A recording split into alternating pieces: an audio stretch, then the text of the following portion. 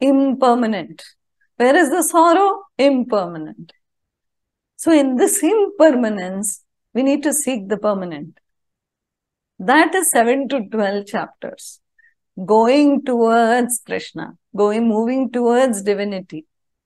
So by the time we reach the 12th chapter, Krishna will take us to the peak of devotion. Finally, it is how you feel that is important. Not what you do, how you do. So what you do could be anything. I could be chopping vegetables. I could be ironing, pressing the clothes. I could be cleaning. I could be doing anything. But devotion can seep in through that also. Shravanam, Manana, Nididhyasana is not as easy as we think it is. So that is the worship of the unmanifest, sadhana. So then what do? You listen, you read, and you contemplate only on that. Tattvamasi, Aham Brahmasmi. Then the constant thing is Aham Brahmasmi, Aham or Tattvamasi. I am that, I am that. I am contemplating on that formless. And then when you come out suddenly, then you will realize you're not that. So then we understand that mere words, okay, knowing has to be being. If it is not being, then you have not known it.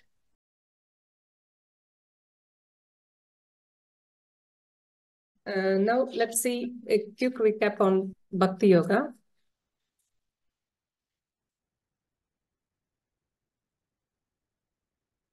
Namaste all. What is Bhakti or devotion? We have, Nainaji have mentioned this in every session, repeatedly emphasizes on Bhakti definition. So devotion is not merely a mechanical action. It is an emotion or a feeling we should feel. In this chapter, it is mainly described in detail by Krishna. It involves Bhakti involves cultivating a deep emotional connection with the divine. It goes beyond mere ritualistic practices and emphasizes heartfelt love, reverence, and surrender. To feel the emotion, first we have to establish the connection with the divine and then strengthen it. In this chapter, Sri Krishna is giving the significance of devotion towards the path to liberation. And also, he explained two different paths of devotion, that is Saguna and Nirguna path. And also how to worship him, he have given notes on. And also regarding the qualities of a perfected bhakta. It's described more than about 30 qualities he have explained. In the previous chapter, Vishwarupa Darshana Yoga, Krishna ended up with the message that Ishvara is in everything and everything is in Ishvara. But Arjuna got confused to which path he should follow, the Saguna or Nirguna. So he was asking the question to Krishna. Since our senses see the materialistic world and not Ishvara, we need a way to constantly be aware of Ishvara's presence. Till we get to a state where this happens effortlessly, Krishna asks us to take up the path of devotion, where we constantly abide in the faith that Ishvara is in everything and everything is in Ishvara.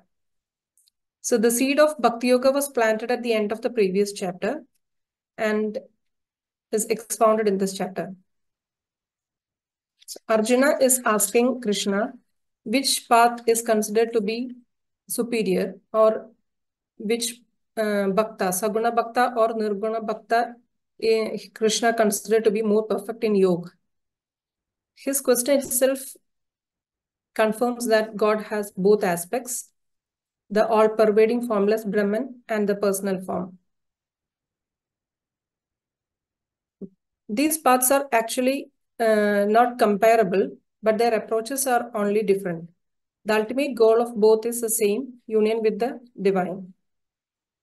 For our understanding only, let us see the difference in their approaches.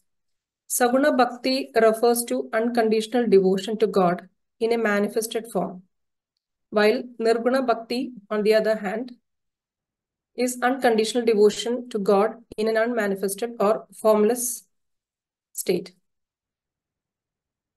In Saguna Bhakti, devotees are constantly engaged in devotion, while in Nirguna Bhakti, devotees constantly contemplate on the absolute formless. Saguna Bhakti involves rituals, prayers, and offerings to a deity who is perceived as having specific qualities and forms, while Nirguna Bhakti focuses on the inner experiences of God rather than external rituals. Devotees seek to realize the divine presence beyond names, forms, and qualities. Saguna Bhakti emphasizes the personal relationship between the devotee and the deity, often involving emotional devotion and love, while Nirguna Bhakti emphasizes the unity of all existence and the realization that God is beyond human comprehension. No one path is considered to be superior than the other, but worshipping the form is easier. Difference is only in the method of approaching, not in what we are approaching. Ultimate goal is to attain Brahman.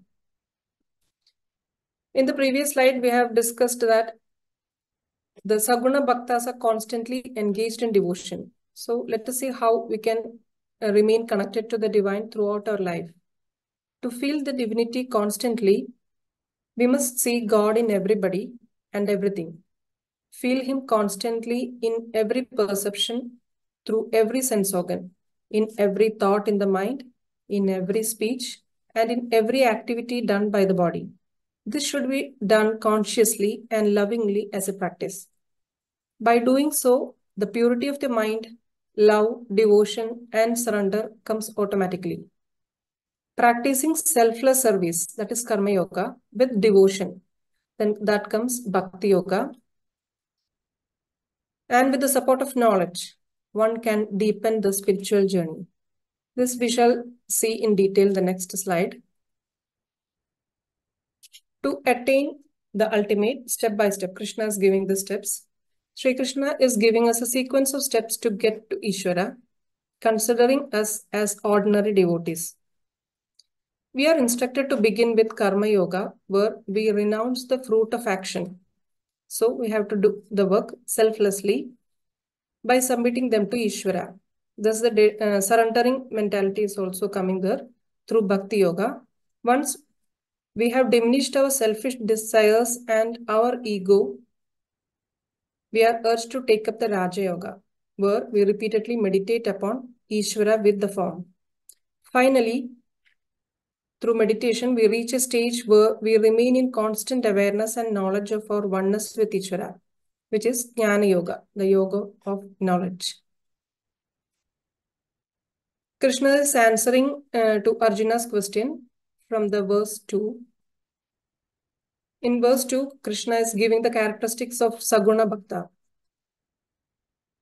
He says, those who worship his personal form by focusing their mind and fixing their heart exclusively upon him, who is always engaged in his devotion with steadfast faith, are considered to be best yogis by Krishna. Krishna expresses a special love for Saguna worshippers with the above qualities. Such devotees navigate themselves swiftly through the currents of life to attain eternal communion with the Supreme Lord. At the same time, the Nirguna Bhaktas also attain God, Krishna. He's giving the details of characteristics that Nirguna Bhaktas should have. Their body should be ever disciplined. They should be able to restrain their senses with spiritual intelligence. They should be even-minded everywhere, engage in the welfare of all beings. Intellect should be ever content. Such person also attains Krishna. But the path towards realization through this approach is full of difficulties than Saguna Bhakta, where they worship the form. Both the worship of the personal and form and the formless lead to divine. Actually, these two aspects are not different, as in the case of gold and bangle. The form is hidden in the formless, whereas the formless is hidden in the form. Only the path differ, but the destination remains the same. Sri Krishna was explaining that the worshipper of Ishvara without form sees no difference between him and Ishvara. But most of us who still feel a sense of separation between us and Ishvara, worship of formless Ishvara is quite difficult. Therefore, he recommends worship of Ishvara with form for the majority of devotees. Form can be deity, symbol, guru, scripture, nature, or anything. Any form by the name itself, suppose Krishna, Om, Sun, Gita, like that. By hearing the name itself, if we can imagine or visualize a form, shape, or picture, such worship is considered to be Saguna path of devotion.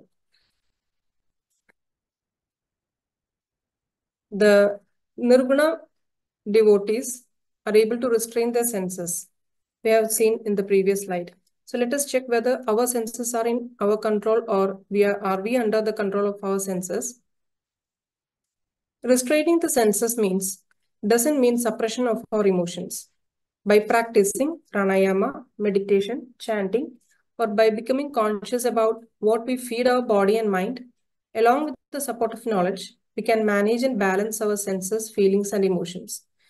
Also, in the previous session, Nainaji have given us more practical steps to balance the emotions by venting out our feelings through physical activities, screaming out in privacy, and can practice journaling.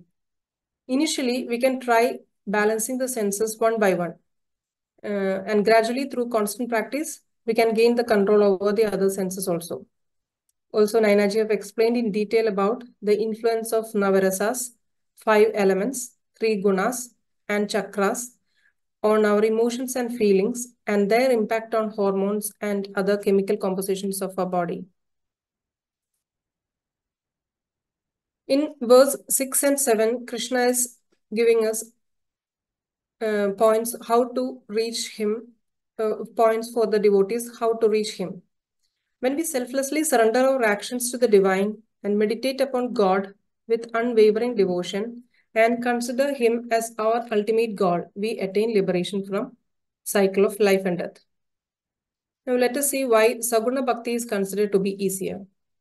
Firstly, with the personal form of God as the object of the devotion, devotee can easily focus their mind and senses upon him. Bhakti Yoga is a direct process which accepts the form of any deity as worshipable because there is some bodily conception fixed in the mind, which can thus be applied for the embodied beings.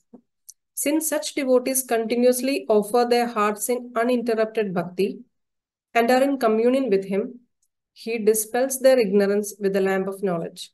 In this way, God himself becomes the savior of his devotees and delivers them from the cycle of life and death. On the other hand, the process of Jnana Yoga is difficult for him to theoretically understand that he is not this body. From verse 8 to 12, he is explaining different spiritual practices we should follow, how to worship him. Krishna is asking Arjuna to fix his mind on God and surrender the intellect to him. Thereupon, you will always live in him. After this existence of this, there is no doubt. Bondage and liberation are decided by the state of mind. If our mind is attached to the world, one is in bondage. And if it is detached from the world, one gets liberated. Thus, if we wish to achieve spiritual success by attaching the mind to God, we must surrender our intellect to him and follow his directions.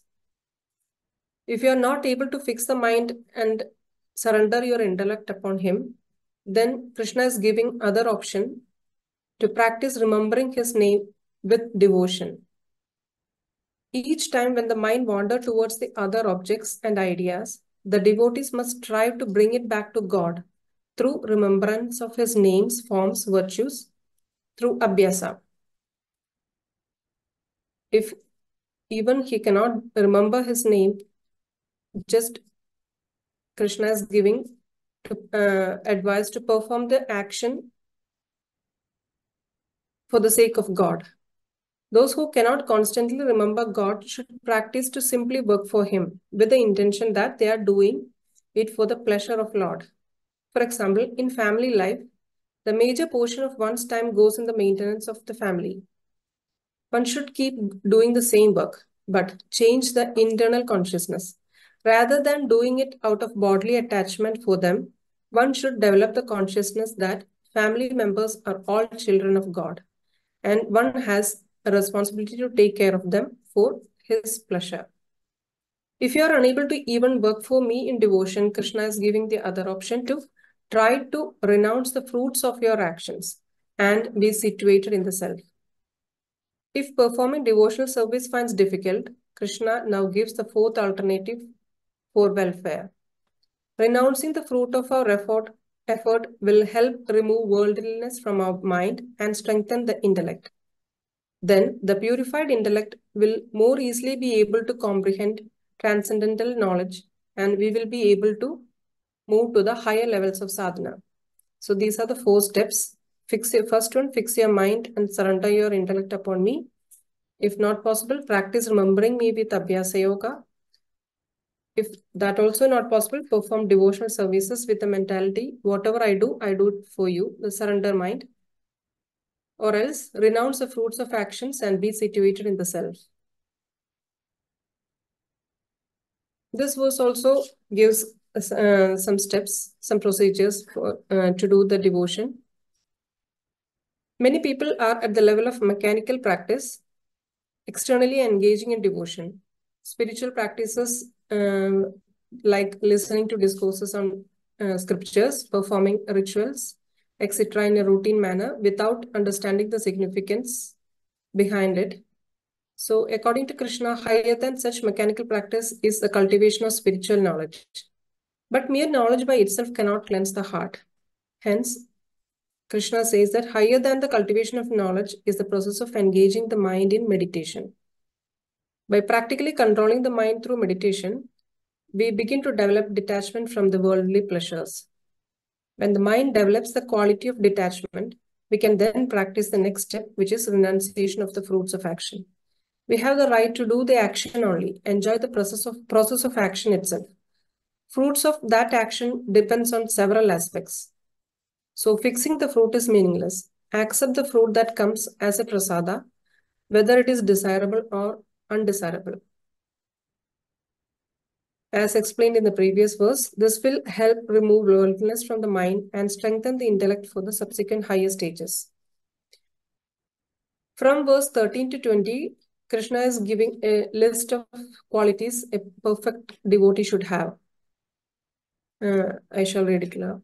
Those devotees are very dear to me who are free from malice towards all beings, friendly and compassionate, free from attachment to possessions and egotism, equipoised in happiness and distress, ever forgiving, ever content, steadily united with me in devotion, self-controlled, firm in conviction, dedicated to me in mind and intellect, not a source of annoyance to anyone, who in turn are not agitated by anyone, who are equal in pleasure and pain, free from fear and anxiety, who is indifferent to worldly pains, externally and internally pure, who is skillful, without cares, having faith in God's will, untroubled, put best efforts but untroubled by the outcome, who is free from selfishness in all the undertakings, who neither rejoice in mundane pleasures nor despair in worldly sorrows, who is who neither lament for any loss nor hanker for any gain, renounce both good and evil deeds, who are alike to friend and foe, who are poised in honor and dishonor, cold and heat, joy and sorrow, who are free from all unfavorable association, take praise and reproach alike, who are given to silent contemplation, content with what comes their way, don't have attachment to the place of residence, whose intellect is firmly fixed in me and who are full of devotion to me, such persons are very dear to me. He now ends up with the affirmation that supreme path of spirituality is bhakti. One who have faith in me, is devoted in me, intent me as their God, follow this immortal and nectar-like dharma. Here dharma refers to the qualities described above. Such devotees are most dear to me. By acquiring such qualities only, one will be able to unite their mind with the divine. This dharma is spoken here as nectar because it takes man from death to immortality. Man is transformed into the immortal being. Such is the power of this dharma. Lord has showered nectar, and it is our duty to practice each with faith. When a father takes care of his child in his harm, the child has no fear. So also the devotee who have won God's grace by achieving the qualities above mentioned with devotion and faith need not have any fear about his life and spiritual fulfillment. Therefore, let us strive to obtain these virtues and attain freedom. By his grace, man acquires Buddhi Yoga, and by it he attains moksha. The chapter ends up with a list of 31 qualities of a perfected devotee. They are meant to inspire us. Even if we cannot gain all these qualities, we should aim for acquiring at least one, because gaining even one quality opens the door to acquiring the rest. With respect, surrender, feeling, and devotion, we should try to achieve these qualities. But our effort should be of nishkama, without any desire. If true love and devotion is there, these qualities comes naturally. In all of these qualities, equanimity, unselfishness, lack of attachment, and unwavering faith towards Ishvara are repeatedly emphasized. Lord Krishna offers a series of graded options to practice. We can pick the one matches our level and slowly graduate to the more difficult practices until we reach the state of enlightenment. Before winding up, let us check ourselves whether we are a devotee or an aspiring to become a perfect devotee. Check whether the emotion of devotion is simmering within us, or are we practice devotion mechanically? Which path seems to be easy for us to practice? Let us check this. Thank you.